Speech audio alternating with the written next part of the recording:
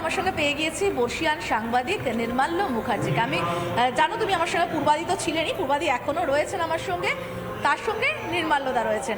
আমি সরাসরি নির্মাল্যদার কাছেই চলে যাব। নির্মাল্যদা, একটা জিনিস ভীষণ কৌতূহল হচ্ছে বলা ভালো, যে এই যে রামকৃষ্ণদেবের অবতারত্বের ঘোষণা, সেটা তো সন্ন্যাসী ভক্তদের মাধ্যমে হলো না, যাদের দ্বারা তিনি 364 দিন পরিবৃত থাকেন, হলো গৃহী ভক্তদের মাধ্যমে। কেন?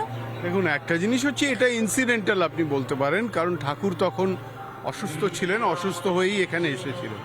তা যে কোনো একদিন হয়, এই 1 জানুয়ারি না হয়ে অন্য কিছুও হতে পারতো, কিন্তু সেই দিন হি ফেল্ট ওয়েল, মানে ওনার শরীরটা ভালো লাগছিল, তো উনি বললেন আমি একটু নিচে আসবো। তো হি কেম ডাউন, এবং তখন গিরিশচন্দ্র ঘোষ ওনার সঙ্গে ছিল, এবং সেই সময় উনি থাকতে থাকতে যখন নিচে এসে দাঁড়ালেন, এখান থেকে খানিকটা এগিয়ে গিয়ে, এবং সেইখানে বহু গৃহী ভক্ত তাকে ঘিরে রেখেছিল।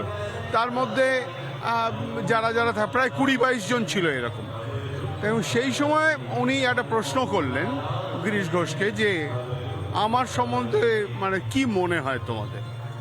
তখন উনি গিরিশবাবু বলেছিলেন যে আমার মনে হয় যে আপনি পৃথিবীতে এসেছেন মানুষের মুক্তির জন্য, মানুষের চেতনার জন্য, চৈতন্যের জন্য। আপনি ঈশ্বরের অবতার, এবং অবতারত্বটা যে গৃহীদের মাধ্যমেই। আমরা যদি ধরে নিই যে সন্ন্যাস যাপন যারা করেন, তারা তো সত্যিকারের মোক্ষের পথে হাঁটার চেষ্টা করেন, মোহমুক্তির পথে হাঁটার চেষ্টা করেন, কিন্তু গৃহীদের একটা মোহ থাকেই। সে মোহমুক্তির পথে কি আদতে যে চৈতন্যের কথা বলছিলেন রামকৃষ্ণদেব, সেটাই? হ্যাঁ, সেইটাই। তোমাদের চৈতন্য হোক, তোমাদের বলতে উনি তো কালেকটিভলি বলেছেন, উনি তো ইন্ডিভিজুয়ালি কোনো সেক্ট ভাগ করে বলেননি। তোমাদের বলতে সবটাই এনকম্পাস করে। তখন গৃহভক্ত থাকুক আর সন্ন্যাসী ভক্ত থাকুক, তাতে কিছু এসে যায় না। কিন্তু খুব ইনসিডেন্টালি যে জিনিসটা হয়, ওইটা বলার পরে তারপরে উনি বললেন আমি আর কি বলবো, এবং সঙ্গে সঙ্গে যে কথাটা বললেন যে তোমাদের চৈতন্য হোক। And after that he went into trance. সুতরাং সবাই তাকে টাচ করতে আরম্ভ করে, এমনকি উপেন মুখার্জি, বসুমতী সাহিত্য মন্দির, উনিও তখন ছিলেন। আর একটা মজার গল্প আমি শুনতে পাই যে যখন এই গৃহী ভক্তদের কাছে অবতারত্বের বিষয়টা হয়ে গেল, কল্পতরু হওয়া হয়ে গেল, তারপর উনি উঠে আসেন তার নিজের ঘরে, এবং তারপর বলেন গোটা গা জ্বালা করছে, আমায় গঙ্গা জল এনে দে। এটা ঠিক, এই গল্পটা একটু শুনতে চাইবো।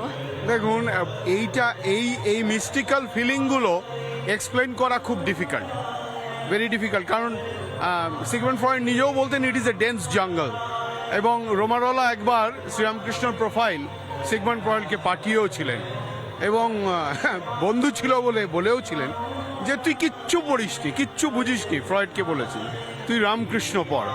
সুতরাং তখন উনি ওটা বলেন যে it's a dense jungle, I would not like to approach it. 1926-এর ঘটনা। কিন্তু তখন ঠাকুর চলে গেছেন অনেক দিন বাদে। কিন্তু এই যে কি ফিলিংটা হয়েছে, এই ফিলিংটা নিয়ে দেখুন অনেক রকম গল্প। কিন্তু রিমার্কেবল একটা জিনিস হচ্ছে যে কল্পতরুটা তো একটা পৌরাণিক কাহিনী। সমুদ্র মন্থনের সময় ওইটা বহু কিছু উঠেছিল, তার মধ্যে এই পারিজাত গাছটিও ওঠে, এবং তার কাছে যে যা চায় সবাই, এই গল্পগুলো সবাই জানে। কিন্তু যদি এই কল্পতরুর দুটো ভাব আছে। একটা ধারা হচ্ছে ভক্তির ধারা, যেটা আপনি দেখতে পাচ্ছেন, আর একটা ধারা হচ্ছে এর সামাজিক ইম্প্যাক্টের ধারা। সমাজের ওপর এর কি ইম্প্যাক্ট করলো, ঠাকুরের যে ইউনিভার্সাল মেসেজ, সেই ইউনিভার্সাল মেসেজটা when he says তোমাদের চৈতন্য হোক, মানে let your consciousness become the being. Let your consciousness বলতে একটা ইউনিভার্সাল কনসিয়াসনেসের কথা বল। এইখানে ঠাকুর ইউনিভার্সালিটি বোঝাচ্ছেন, এখানে আলাদা করে। ইনসিডেন্টালি ওখানে গৃহভক্তরা থেকে গেছিলেন, এটার সঙ্গে কোনো মেটেরিয়ালিস্টিক গৃহী সন্ন্যাসীর না, এটা কোনো ব্যাপারই ছিল না। ওখানে সন্ন্যাসীরাও থাকতে পারত। এখান থেকে না, আমি এই যে গল্পগুলো তো ভীষণ রকম নাড়া দেয়। পূর্বাদিও রয়েছেন আমার সঙ্গে, আমি পূর্বাদির কাছে একটু জানার চেষ্টা করবো। পূর্বাদি, আমি যেরকম বলছিলাম যে যখন ঠাকুর উপরে উঠে আসেন তখন বলেন আমার গোটা শরীর জ্বালা করছে, গঙ্গা জল এনে দে। যখন কল্পতরু হওয়ার পরে, এবং অক্ষয় মাস্টার, এরকম পড়া যায়, আমরা জানি শ্রীরামকৃষ্ণের আর এক গৃহী ভক্ত অক্ষয় মাস্টার বলেছিলেন যে তিনি ভয় পান, বাবাকে যেমন ভয় পান, শ্রীরামকৃষ্ণকে বাবার মতো ভয় পান। এই ভয়টা কেন? কোথাও কি এই যে চৈতন্য হওয়া মানে যে মোহমুক্তির জায়গাটা, পাপ মুক্তির কথাটা বলা হয়, পাপ তো মানে আমাদের আনকনসিয়াস বা অচেতন মনে আমাদের করা ভুলগুলোকে বলা হচ্ছে, সেই জায়গায় দাঁড়িয়ে থেকে কোথাও কি এই চেতনাটা যে আমি কোনো ভুল করেছি সেটাই কি ভয় পাওয়া তো অক্ষয় মাস্টারকে? না, এটা একদমই ঠিক নয়। এটা এর পেছনে একটা ইতিহাস আছে। প্রথমে বলি, এই যে 1 জানুয়ারির পর যখন শ্রীরামকৃষ্ণ উপরে উঠে গেলেন, এই উপরের যে ঘরটা, সেই ঘরে উঠে গেলেন, তার যে গা জ্বলে যাচ্ছে, তার সেটা রোগও জনিত ছিল। তখন তার গায়ে জ্বালা শুরু হয়েছে, ক্যান্সার তো।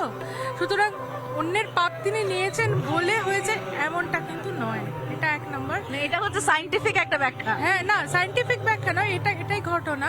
কারণ তার জন্য যে পাটা চলেছিল এমনটা কিন্তু আমরা পাই এই না। যে আমরা শুনি যে মা শারদা বলছেন যে ঠাকুর তো এবার রসগোল্লা খেতে আসেননি, ঠাকুর এসেছেন রোগ তাপ হরণ করতে। তার সঙ্গে যে মিথগুলো রয়েছে, মানে মিথোলজির কথা যদি আমরা বলি, যে মিথগুলো রয়েছে, যেটা এত বছর ধরে মানে লোকে বিশ্বাস করে আসছে, চলে আসছে, তাহলে কি সব মিথ্যে ধরে নিতে? না, আমি বলছি একটা কথা, সেটা হচ্ছে তুমি যে কথা অক্ষয় মাস্টারের কথা বললে, অক্ষয় মাস্টারকে তিনি কখনো পায়ে হাত দিয়ে প্রণাম করতে দিতেন না। এটা ওনার খুব একটা আক্ষেপ ছিল যে ঠাকুর আমাকে কখনো পায়ে হাত দিয়ে প্রণাম করতে দেন না। সেই দিনকে তিনি ওই আক্ষেপটাকে দূর করেছিলেন। তিনি বলেছিলেন পায়ে হাত দিয়ে তিনি প্রণাম করেছিলেন। এবং আমরা জানি অক্ষয় কুমার সেন উনি মানে ক্লাস 8 পাস বোধহয় ছিলেন, মানে ম্যাট্রিক পাসও করেননি, তিনি স্কুলে পড়া একজন।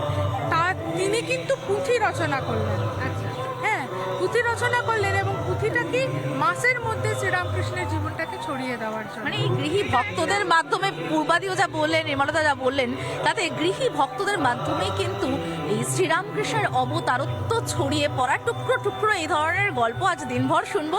কিন্তু এখন ফিরে যাব তনয়ার কাছে। নানা ধরনের কন্টেন্ট দেখার জন্য লাইক করুন, শেয়ার করুন আমাদের ফেসবুক পেজ, সাবস্ক্রাইব করুন আমাদের ইউটিউব চ্যানেল। পাশাপাশি অন্যান্য ব্রেকিং নিউজের জন্য অবশ্যই চোখ রাখুন রিপাবলিক বাংলায়।